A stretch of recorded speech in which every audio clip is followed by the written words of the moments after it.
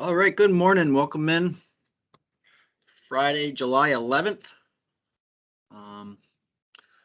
6:30 for another safety focus of the week.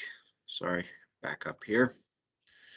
This week's code of conduct is to speak and act supportly of ECI as a company and of our workers. So again, it's building that team aspect of we're all in it together. Let's work together for the best outcome possible, safety related, financially related, and just overall working together to build an awesome company.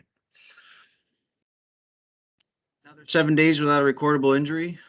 So excellent job this week. We really didn't have many incidents, so let's keep up the good work with pre-planning, especially when it comes to known hazards, and then also utilize health and safety as needed on your projects. If you have some hazards that you might have some questions controlling, let us know, and we're here to assist you in developing the best safety systems on the project to making sure that everybody goes home safe and sound. This week we wanted to kind of highlight defensive driving.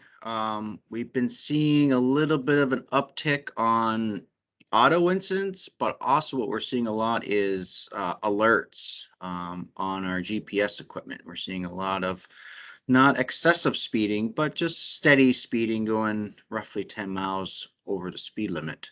We're also seeing a little bit of excessive braking on our speed alerts as well. We can actually track that as well if you're braking hard. So it's a combination for a serious accident. If we're going too fast and we're braking hard, that means that we're not really driving defensively and courteously out there on the roadways. So the little six tips that I want to talk about with defensive driving. That's one of them is staying focused. Don't fight for the right of way. Use turn signals. Avoid the unexpected. Don't tailgate, and don't count on other drivers. So the first one there is stay focused. Driving is such a routine activity that we sometimes forget how dangerous it can be.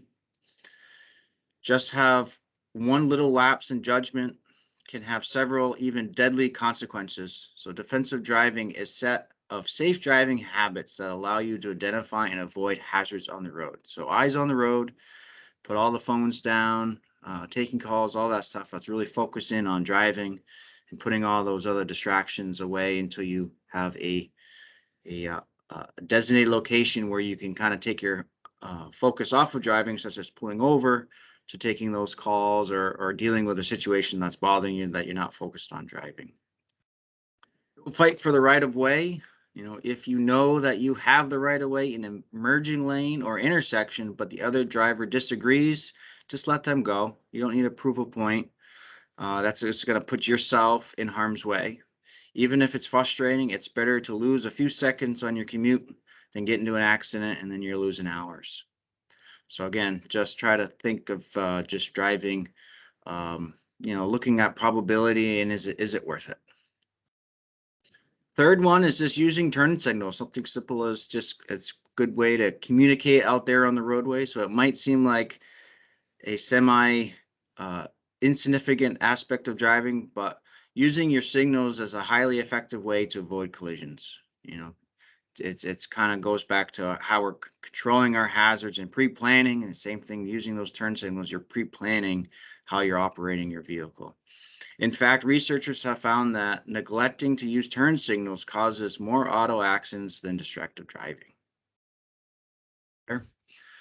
So avoid the unexpected. On the roadway, being unpredictable puts yourself and others at risk. So any sudden stop, sharp increase in speed, or unexpected lane change makes it difficult for the drivers around you to anticipate your actions and react to your movements.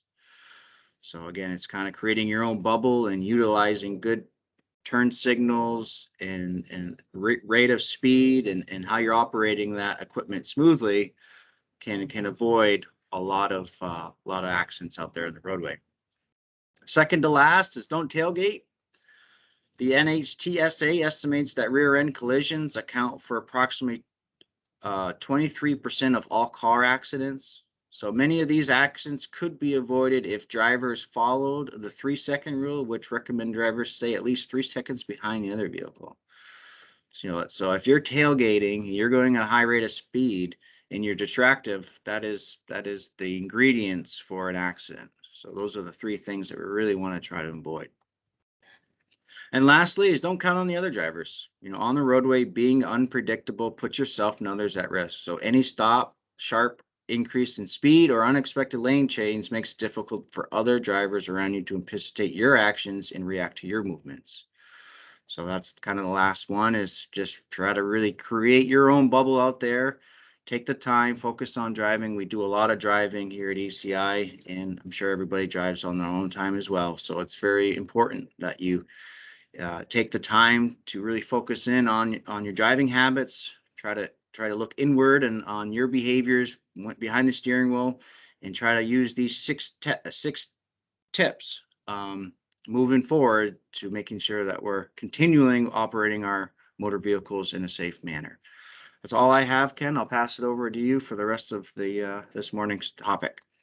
Okay, thanks, Matt. All good tips. I like to think that everyone follows a standard that they'd expect the other guy to have on the road, as far as being courteous and driving defensively and not being distracted. You don't want the other guy doing it, so you shouldn't either. Well said. Okay, let's see. I'm gonna take the screen here.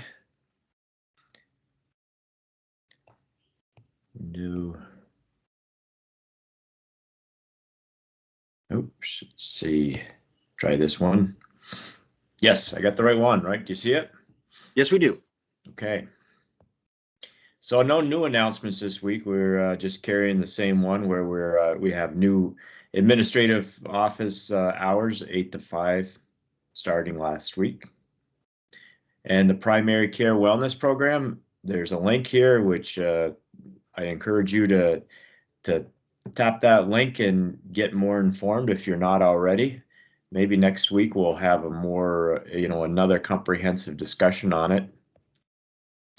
And the fare tickets, this is the last day for signing up for fare tickets.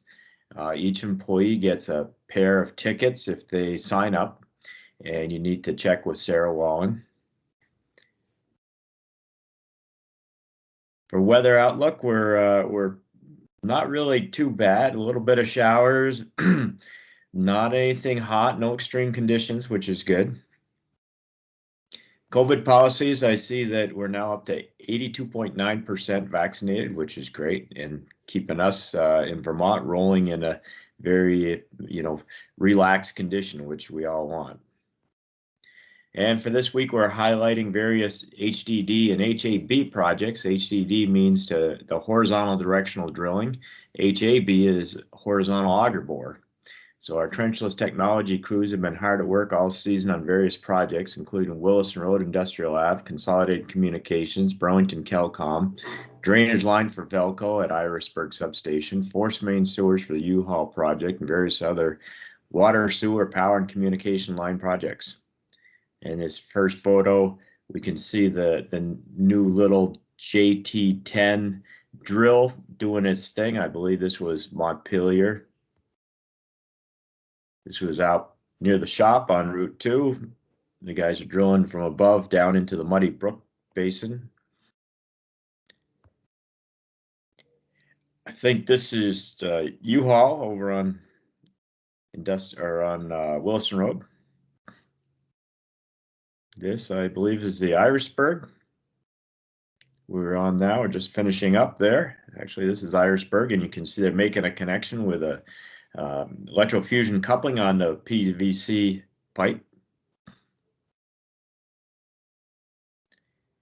And I don't recall where this is across the shop too, or that's over by the mattress company or paint company, whatever, looking over the shoulder of the drill.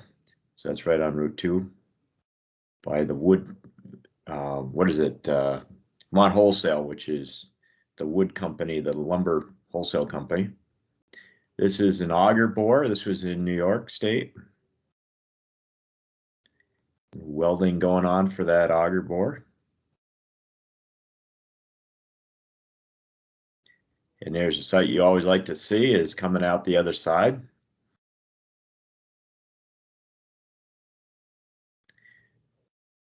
And I believe this again is U-Haul.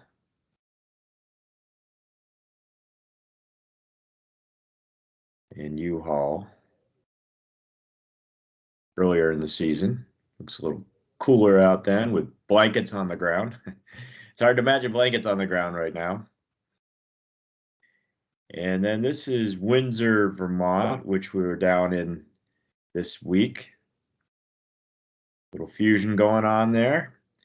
And you can see they put in a sleeve and ready to already put in the carrier pipe. All went well there. Kind of a little bit tight quarters, but not too bad. And then from the archives, we have a picture of the Whip Line gas transmission line project that's in Westfield, which is nicknamed the Whip City, where they used to manufacture, horse whips or buggy crops, whatever they are, down in Mass. And so therefore they called the project a Whip Line gas transmission line. That's back in 2012. That's on top of a big railroad embankment where we drilled underneath the river out there. And that's what I got, Matt. Have a good day. Be safe out there. Looks like maybe a little bit of showers out there, but nothing too serious on the horizon. Yeah, thank you. And thanks for everyone that tuned in this morning. If you watch in a group setting, just please send me a message so we can get a good idea of attendance. And then we'll be uploading this soon and emailing it out for the ones that missed it. Thank you, everybody. Have a safe day. Okay. See you later.